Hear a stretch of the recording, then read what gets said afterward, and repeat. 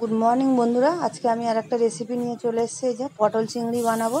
তার জন্য এই যে চিংড়ি মাছ নিয়ে নিয়েছি, এখানে পটল আলু দুটো নিয়ে নিয়েছি। এই যে সব কেটে কুটে রেডি করে নিই। এদিকে কড়াও বসিয়ে দিয়েছি, কড়াতে তেল দিয়ে দিচ্ছি।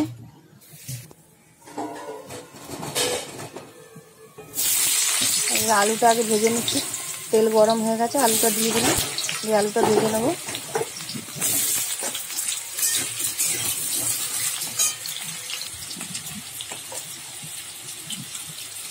একটু নুন দিয়ে দিচ্ছি আলুর মধ্যে, একটু হলুদে দিয়ে দিলাম, দিয়ে আলুটা ভেজে নেব।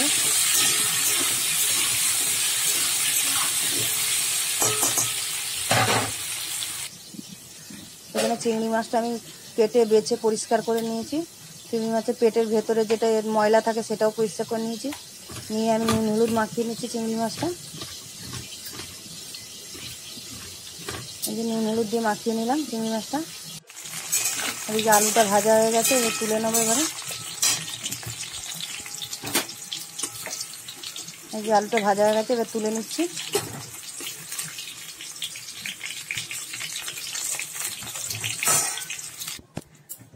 আলুটা তুলে নিয়েছি। আমি এবার ওই তেলের মধ্যে পটলটা কেটে রেখেছিলাম, পটলটাকে এইভাবে কেটে নিয়েছি একটু কোনাকোনি করে করে। পটলটা ওই তেলের মধ্যে দিয়ে দিয়েছি, ভেজে নেবো। এবারে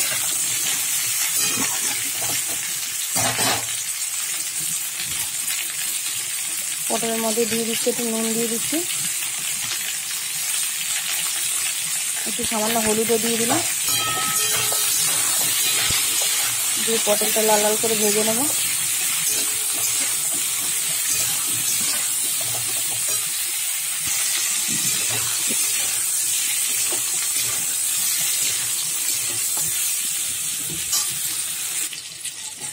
এই যে পটলটা লাল করে ভেজে নিয়েছি, এবার তুলে নিচ্ছি পটলটা।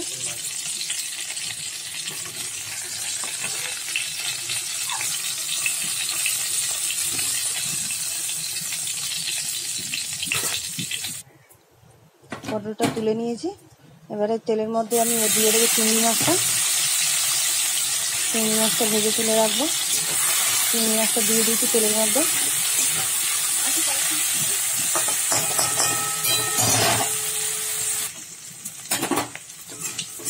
চিংড়ি মাছটা ভেজে নিয়েছি লাল করে। চিংড়ি মাছটা তুলে নিচ্ছি।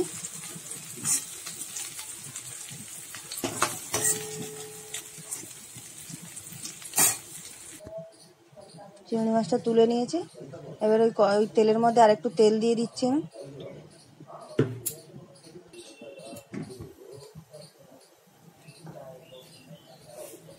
এই যে ফোড়নে দিয়ে দিচ্ছি একটু জিরে ফোড়ন, একটা তেজপাতা দিয়ে ফোড়নটা একটু ভেজে নেবো। এখানে পেঁয়াজ কুচিয়ে রেখেছিলাম, পেঁয়াজটা দিয়ে দিচ্ছি।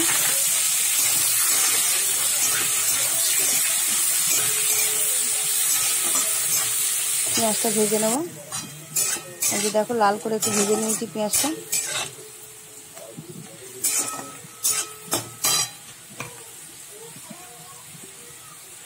পেঁয়াজটা লাল হয়ে গেছে, ওর মধ্যে আমি দিয়ে দিচ্ছি আদা রসুন বাটা।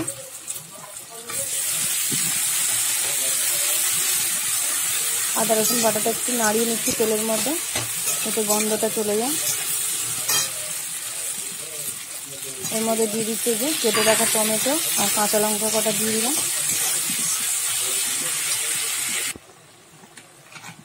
এবারে মশলাগুলো আমি দিয়ে দেবো। এর মধ্যে দিয়ে দিচ্ছি পরিমাণ মতো নুন, হলুদ দিয়ে দিচ্ছি,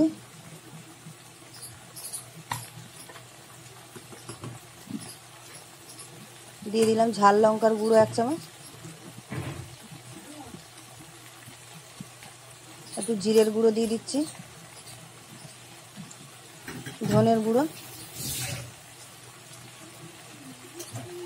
এবারে সব মশলাগুলো আমি ভালো করে কষে নেব।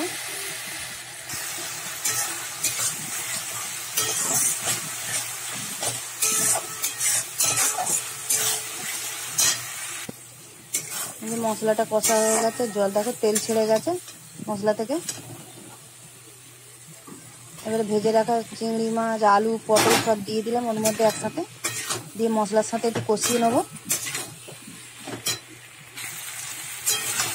দেখো কষিয়ে নিয়েছি। এবার আমি জল দিয়ে দেবো অল্প করে, কেন ভেজে নিয়েছিলাম সব, বেশি সেদ্ধ করতে হবে না, অল্প জল দিয়ে দিচ্ছি।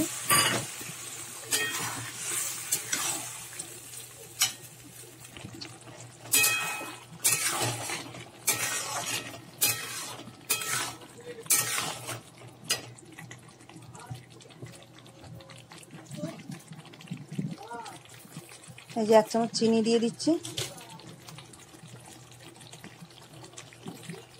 একটু গরম মশলা দিয়ে দিচ্ছি। রেডি আমার পটল চিংড়ি রেসিপি।